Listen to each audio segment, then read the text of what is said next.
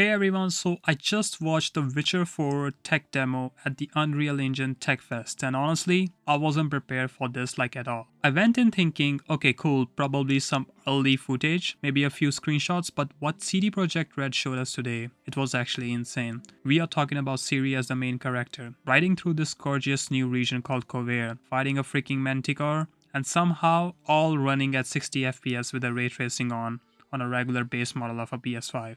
It's just impressive, and let's talk about it because there's a lot to unpack here. Okay, so first thing first, they ditched their old engine, and thank God. Like it's the CD Projekt Red finally said goodbye to the REDengine.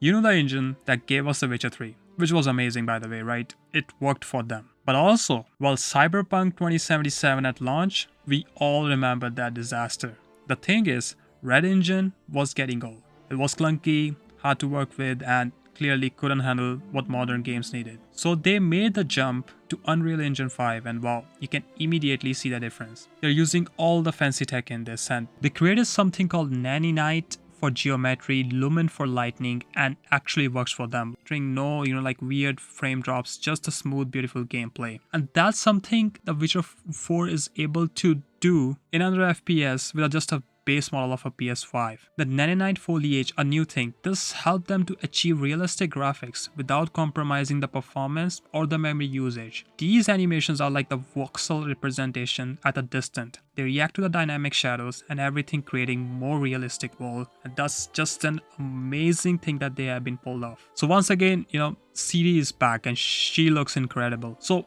this is our main character now, which honestly makes a perfect sense if you play The Witcher 3 and the demo shows her in the city of Kovir, this northern kingdom that has been mentioned in the books and the games but we have never actually visited. It's the first time that we're gonna play in this region. And she got her horse Kelpie, and I'm not even joking when I say this might be the most realistic horse I have ever seen in a video game. You can see the individual muscles moving under the skin as it runs. The way Ciri and Kelpie move together feels completely natural. There's no weird clipping, no awkward animations. It's like the motion captured an actual rider and a horse together, creating this a seamless motion, which is just incredible. And here's the crazy part. This isn't just a cutscene. This is the actual gameplay, running at a 60 FPS with the ray tracing turned on a PS5. How's that even possible? But on the other side, we should not forget that this is a tech demo.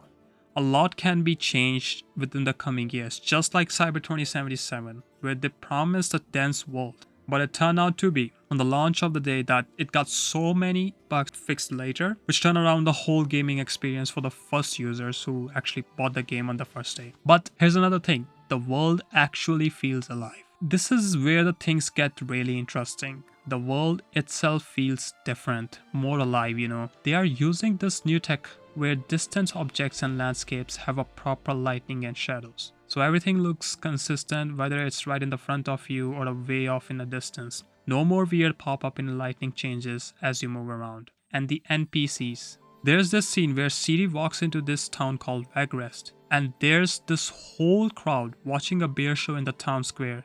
But here's the thing, they're not watching the Ciri. They're not even acknowledging her.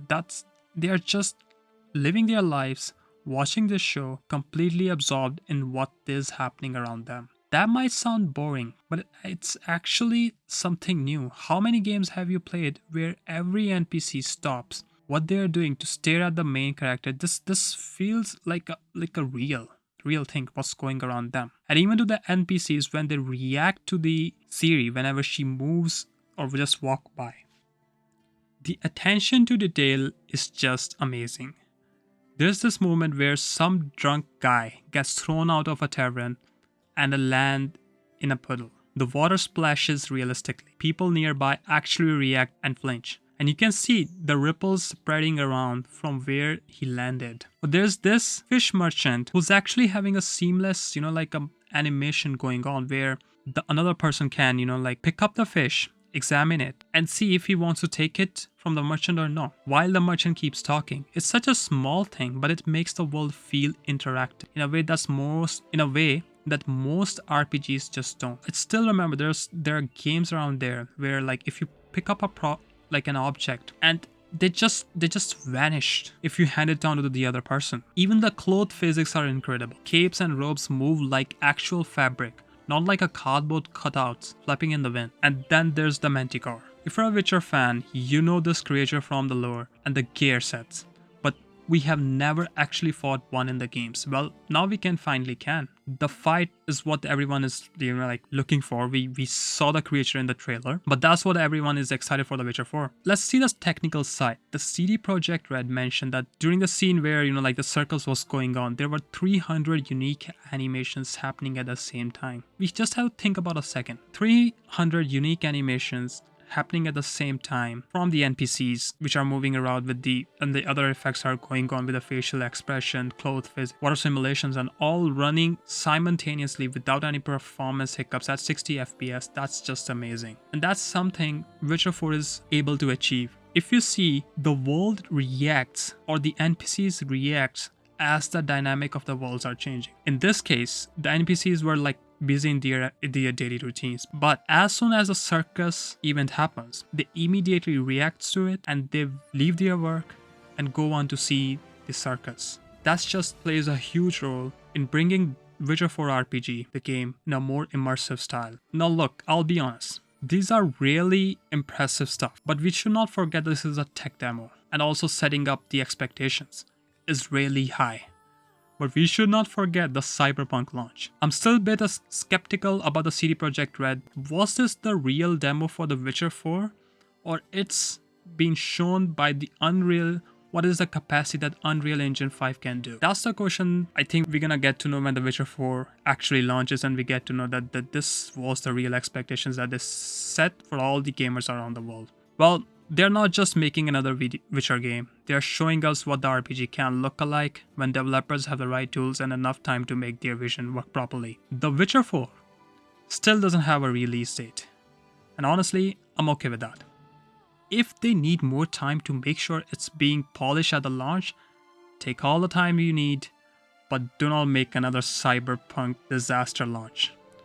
So what do you think about it? Are you excited to play as a Ciri? Let me know in the comments below, and don't forget to subscribe if you want more gaming content like this. And if you still want to learn how the Red Dead Redemption 2 online performs on Steam Deck, here's a video down the link. Thank you and have a great day. Bye.